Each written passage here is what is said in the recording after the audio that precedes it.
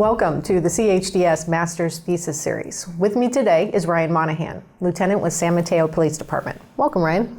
Hi, Heather. Well, for your research, you identified some gaps in cybercrime and maybe some recommendations for local law enforcement. Tell us how you came across your research. What drew me to the research initially was working for a local law enforcement agency in a leadership position and realizing that we had a lot of people, not only residents but businesses alike, that were reporting cyber-related events and cybercrime. And oftentimes we were kind of at a loss for what to do. Many of our officers struggled with these crimes that are very different than traditional crimes. And many times we were seeking out to federal agencies to see if they could help us, and realizing that they were overwhelmed with cybercrime related events, and that if it doesn't reach a certain threshold, or it's not really a national security issue, they really don't have the resources to address it. And it is something that we need to address. And being in local law enforcement, when victims report crime to us, we want to be able to address it. So can you give us some exemplars of what types of cybercrime we're talking about? We would see everything. Many of the ones that we saw in my jurisdiction would be threats. They would be threats that would occur maybe on social media, threats of violence towards a school, threats of violence towards a particular company because they're upset with that company, frauds where people are defrauding people out of money, especially our aging population, where they'll target these folks to defraud them out of money. So really it runs the gamut. The other side of it as well really is this whole other piece to cybercrime investigations, which is digital forensics. And what we noted is just in about every crime nowadays, there's a digital component.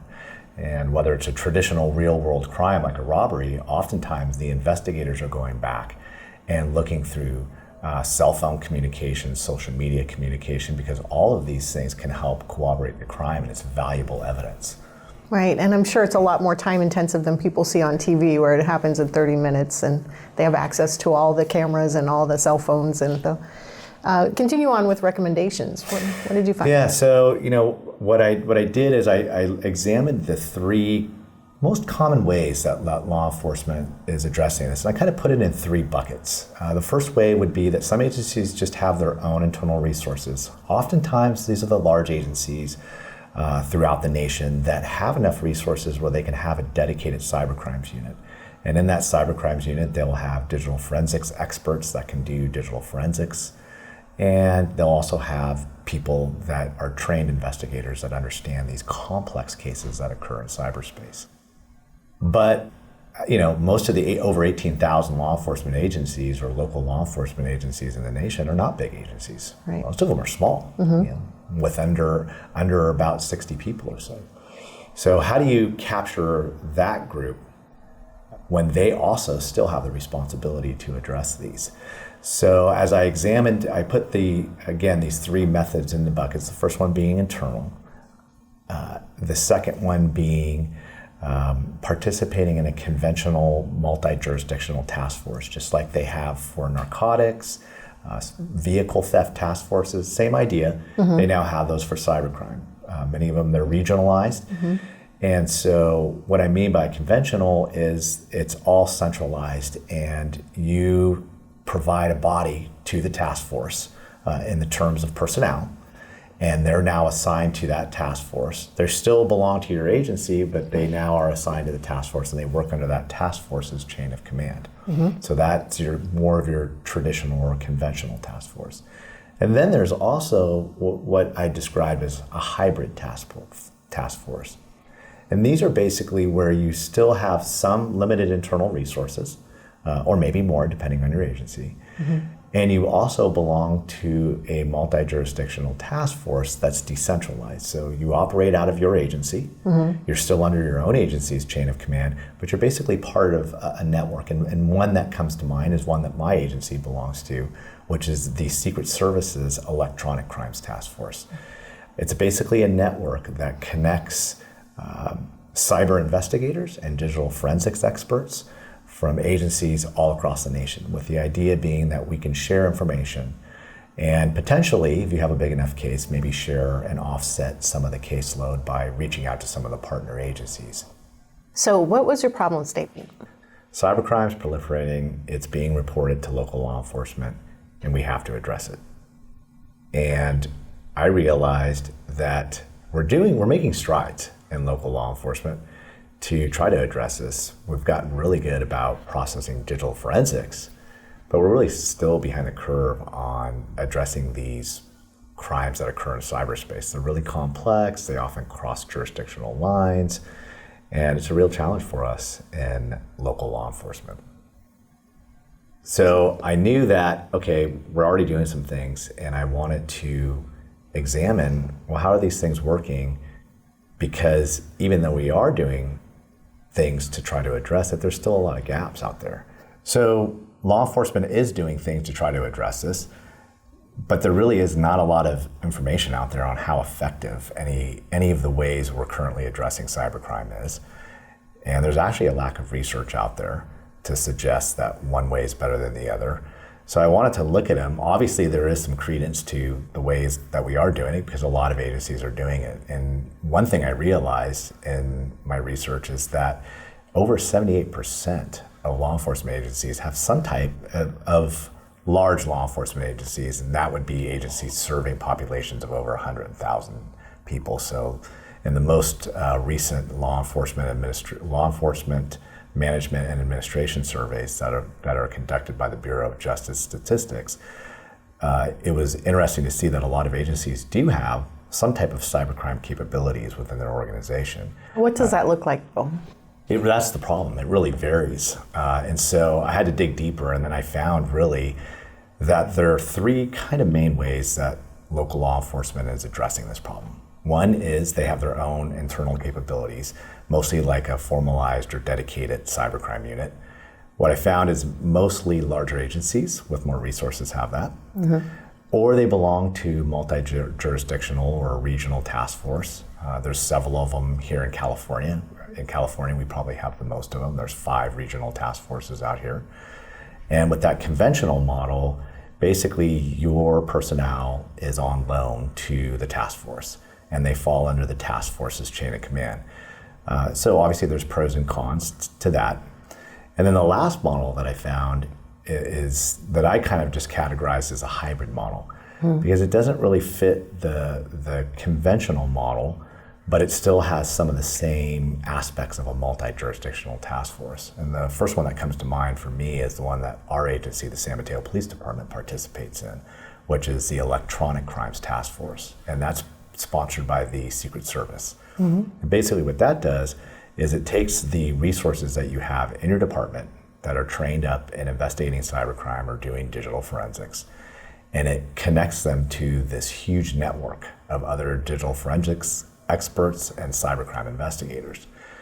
The nice part about it is that they don't work out of a centralized location. It's a decentralized task force, so your personnel stays in your department. They stay under your chain of command, and then therefore you have the flexibility to use those resources as you see fit, but you do get some of the benefits still of a task force should you have a really large case, and you can reach out to the other member agencies in the task force. And the task forces, I think they've got 38 different task force offices throughout the Secret Service. They've got them. Wow. Yeah, there's a lot of them. They even have it out in London. They have electronic crimes task force out in Europe and the London area, I believe. So it's a really big network. Mm-hmm. So I looked at these 3 models, knowing that again most agencies are doing something along these lines. And then I used a kind of tried and true analysis model known as SWOT, and that stands for strengths, weaknesses, opportunities, and threats. And the reason why I use this model is because kind of traditional ways of measuring success for a lot of task forces is number of arrests. Mm-hmm. While with cybercrimes, it's not always going to equate to an arrest. And now it might interrupt or break down a criminal network by just basically deterring them or stopping them from victimizing people. And when it does lead to arrest, oftentimes these are investigations that take a long, long time. So that's just really not, the research was pretty clear that that's not an effective way to judge the effectiveness of whether or not these are an effective way of addressing cybercrime. So I use SWOT really to see does this help agencies' investigative capabilities and capacity? And what I mean by capabilities is whether you have internal resources, whether you belong to a conventional or hybrid task force, what does it give you in terms of having people that are trained and the equipment to conduct these complex investigations? And how many people do you have? What's the capacity there? Because we know that cybercrime is prolific, it's out there, and that you need to have the resources to handle the amount of cases that are going to come in, to prioritize them, and then, after you triage them, do the investigative work. And this isn't like your standard investigation. Again, these are very timely investigations, and so it's gonna suck up resources really fast. Mm-hmm. So I wanted to look at those and determine where are there gaps in these current models, and make some recommendations for policymakers and local law enforcement agencies, so that with the hope that it may help them in determining how they can address this issue. Because there's no one standard out there for local law enforcement. We're all kind of doing it a little bit differently. And so it's kind of wide open right now. And so I kind of wanted to hone that in just a little bit more, get a little bit more research onto the topic, because the research on this topic in particular is very underdeveloped. And there's just not a lot of information out there. And so what did you find? So what I found is that, there's a few issues, right? One of them is that really there's no current metrics, that the metrics being used are kind of few and far between on the effectiveness of these models. So it's really hard to determine, again, effectiveness. So there's a gap right there. And how can we improve data collection for these different models to really kind of get some statistical data on which one might be more effective than another. And again, that is a challenge. So the other thing I found is that the workload often exceeds the capabilities and capacity. It's just so much of this stuff that's being reported. Granted, agencies have to triage this, whether they have their own internal resources or you belong to a task force. But what was really clear is that you have to offset that workload. And one way to offset the workload is by training your first responders and getting the other folks in your department trained up. Right now, everyone heavily relies on the specialists, even for the most basic things, basic cell phone forensics, things of that nature that really kind of are more basic. And because of that, these people are just getting overloaded with tons of work, your specialists. So it was pretty clear to me that in order to offset that workload, you've got to kind of spread the training and expertise throughout the organization. And there's some agencies that I found that are doing this fairly successfully, where they have cybercrime experts kind of parsed out through their organization in different branches. They might be a detective assigned to the homicide division, but their area of specialty within that division is cyber related things. So they can help they understand how to investigate a homicide, but at the same time they understand some of the basic digital forensics and aspects of mining social media and some of these other things that can help with an investigation. So they're helping essentially to offset that workload off the specialties. So that was one major finding that I found in there.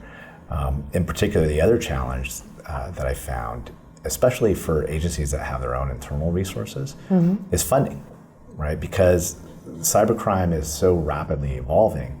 In order to stay abreast of the latest trends, you need a lot of training. And then therefore you also need the specialized equipment is constantly, for example, iPhones, right? iPhones are now encrypted. It's really hard for us to overcome that encryption if we want to get in there to seize evidence. So things like that, they're constantly updating technology to be able to meet some of these current trends that are affecting us in law enforcement. So you need to have the funding to spend on this really expensive equipment and really expensive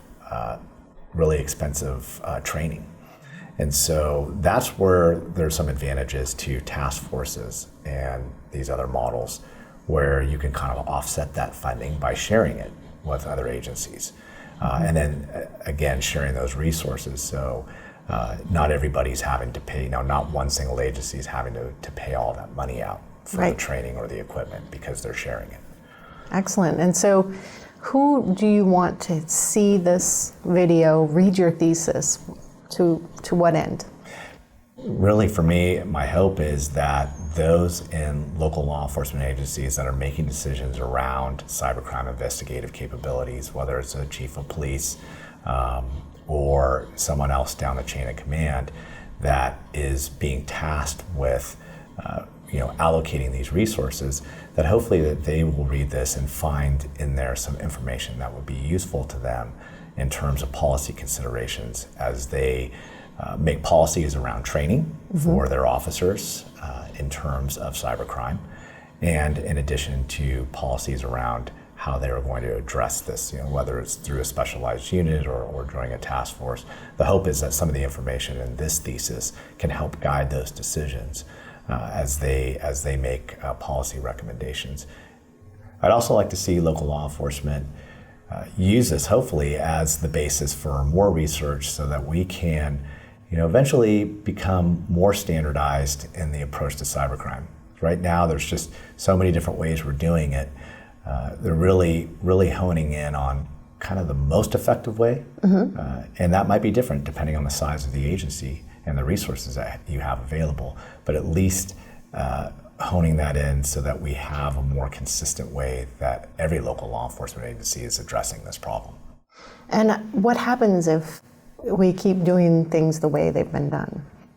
I think that we're going to capture some of the cybercrime as we have, and we've interrupted some pretty large-scale criminal networks because of cases that have actually started out in local law enforcement. And that's really an important piece of that puzzle. Is a lot of these cases start out as just some citizen reporting a crime to law enforcement. And if that law enforcement agency knows how to address this and knows how to seize the evidence and has an understanding of what to do next with the investigation, that investigation can get to a point where it blossoms out and the feds get involved and arrests are made, and you end up, discovering that this is a network that's been victimizing people for millions and millions of dollars. So you're interrupting a huge criminal network. So that's really important.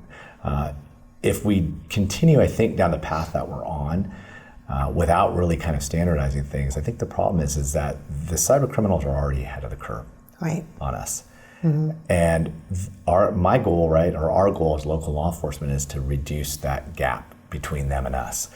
And if we can't get more standardized in our approach, I think that gap's just going to continue to widen and widen. Right. Well, thank you so much for your research. Thank you.